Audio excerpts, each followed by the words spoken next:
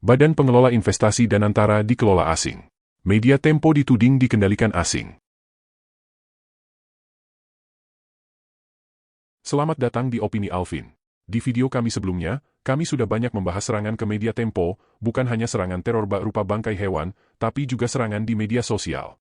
Narasi paling banyak yang dibangun oleh orang-orang yang tidak suka pada Tempo adalah tudingan Tempo dikendalikan oleh asing. Seperti misalnya dari akun Laskar Langit 1036 yang mengatakan Tempo disokong asing. Atau dari akun Bambang Reds yang memberi komentar, media antek asing George Soros Fund dan dua media lainnya. Tujuannya tahu sendirilah.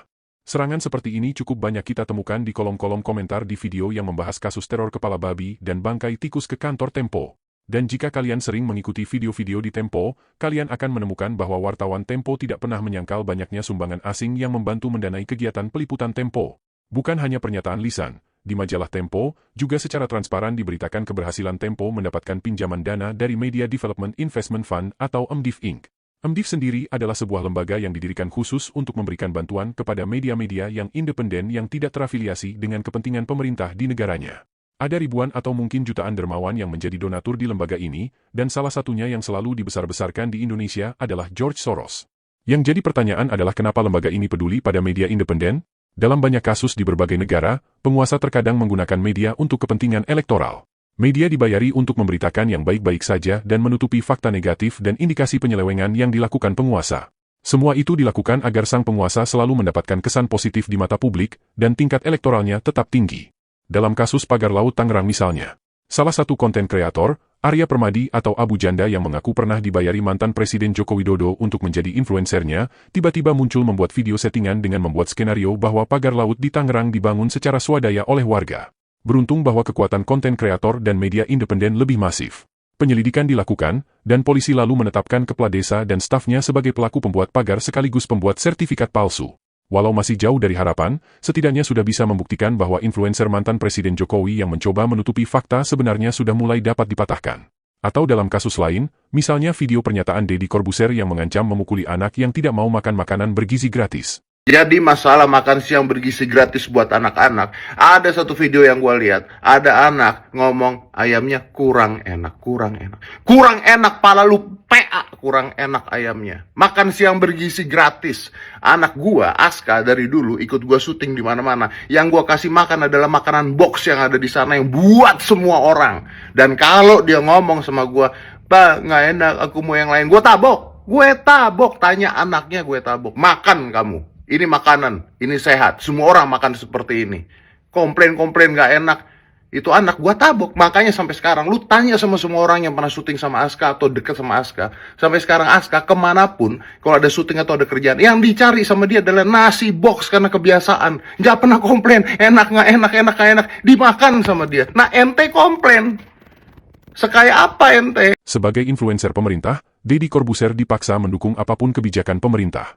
Bahkan ketika makanan MBG tidak enak atau basi, mereka tetap harus mengatakan enak dan layak dimakan. Kejadian 40 anak keracunan di Sukoharjo bisa saja karena mengikuti saran dari Deddy Corbuzier. Para guru dan pengelola MBG memaksa anak tetap mengkonsumsi makanan, walau baunya sudah tercium basi. Karena jika mereka membuat video pengakuan bahwa nasi itu basi, influencer pemerintah seperti Deddy Corbuzier akan marah besar. Beruntung bahwa Deddy Corbuzier di pihak pemerintah. Andai saja rakyat biasa yang membuat konten penghinaan dan intimidasi kepada anak, dapat dipastikan akan berujung di penjara. Bagi Komnas HAM, sejatinya mengintimidasi anak adalah pelanggaran HAM berat, tapi itu hanya berlaku untuk kalangan di luar lingkungan penguasa. Alih-alih dipersoalkan, Deddy Corbuzier justru promosi jabatan.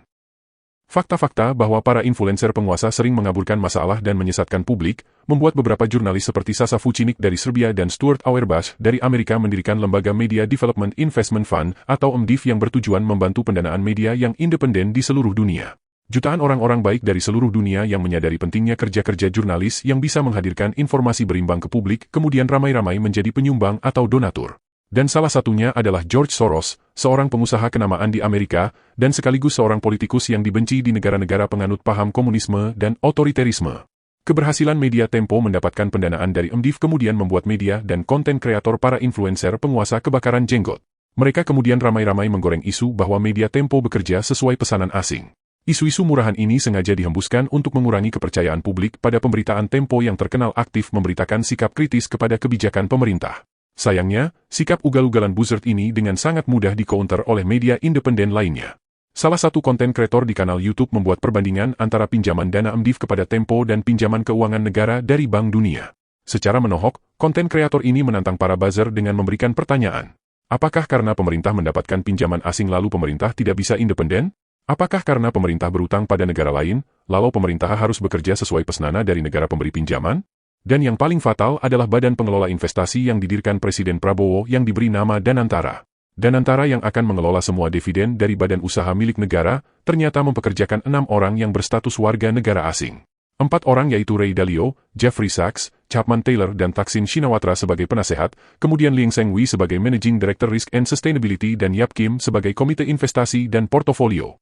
Satu-satunya penasehat yang berdarah Indonesia hanyalah Helman Sihotang. Helman mempunyai darah Indonesia dari ayahnya yang seorang Batak Tulen, sedangkan ibunya dari Slovakia. Helman Sihotang lahir di Praha, Cekoslovakia dan saat ini pun statusnya sebagai warga negara Singapura. Semua keuntungan BUMN yang semula disetor ke Menteri Keuangan untuk dana pembangunan dan kesejahteraan rakyat Indonesia, kini disetor ke Danantara dan dikelola oleh para orang asing ini. Secara terang-terangan kebijakan di Danantara akan dikendalikan oleh orang-orang bukan orang Indonesia, tapi luput dari liputan para buzzer. Nasihat ini kita mulai seperti sampaikan bahwa pertama ada Bapak Ray Dalio. Bapak Ray Dalio, alhamdulillah sebagai Dewan Penasehat, seperti kita bersama, dia adalah salah satu investor paling berhasil di dunia, dengan hedge fund terbesar, salah satu terbesar di dunia, dengan aset kelolaan sekitar 124 miliar dolar atau 1.984 triliun, dan dia pun juga menjadi penasehat makroekonomi untuk di banyak negara, seperti di China salah satunya dan di banyak negara lainnya, dan alhamdulillah Ray Dalio akan menjadi salah satu Dewan Penasehat dari Danantara. Berikutnya adalah Pak Helman Sitohang.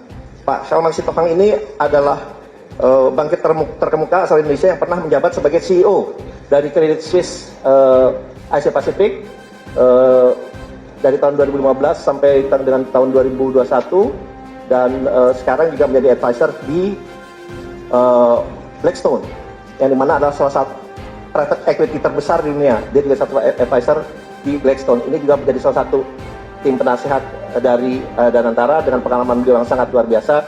Tentunya kami yakin juga akan memberikan kontribusi yang positif terhadap Danantara. Next, yang berikutnya adalah Jeffrey Sachs sebagai salah satu Dewan Penasehat. Seperti kita ketahui, beliau PhD, MA, semuanya di Harvard University, dan peran dari beliau itu dalam pengalaman yang sangat luar biasa. Dari berbanyak hal, menulis banyak buku dan beberapa karya penting seperti Developing Country Debt and Economic Performance, membahas ulang tentang ekonomi Indonesia. Jadi beliau juga sangat memahami ekonomi bukan hanya di dunia tapi di Indonesia, di ASEAN ini sangat-sangat memahami, sehingga tentunya bisa memberikan different aspek dari different angle apabila kita melakukan investasi terutama di Indonesia, di ASEAN maupun di dunia. Jadi dari Jeffrey Sachs juga sudah menyatakan bersedia, dan beliau juga pernah menjadi penasehat dari 3 sekjen PBB dalam kebijakan pembangunan global. Berikutnya adalah Chapman Taylor. Chapman Taylor ini salah satu penasehat kita juga. Dia adalah salah satu equity portfolio yang di Capital Group dengan pengalaman lebih dari 33 tahun.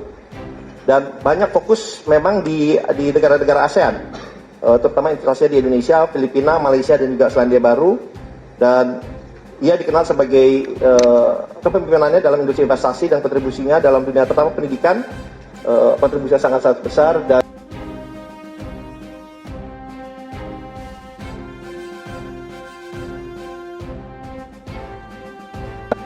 investasi yang akan kita lakukan ke depannya.